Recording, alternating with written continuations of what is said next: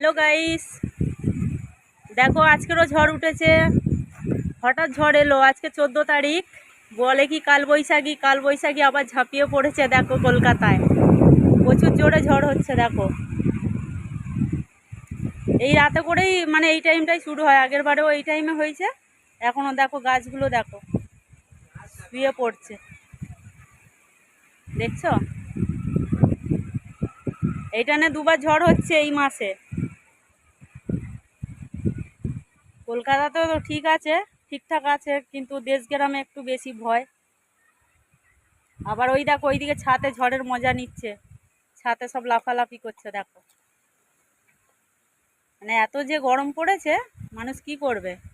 এখন ঝড়কেও ভয় পায় না, ছাদে ঠেলে উঠেছে। তা তোমরা কোথায় কেমন আছো? সবাই নিশ্চয়ই ভালো আছো, ভালো থেকো আর নিজের পরিবারকে ভালো সেফটি জায়গায় রেখো। দেখছো কিভাবে কি পরিমাণে ঝড় হচ্ছে। আমরা তো ফাঁকা দিকে আছি, আমাদের বাড়ির ভেতরটায় হচ্ছে ফুলের টপ ফপ ছাদে বলে বাইরের দিকে চলে এসছি। ওইটা আমাদের বাড়ি, ওই যে 3তলা বাড়িটা দেখছো, এইটা আমাদের বাড়ি।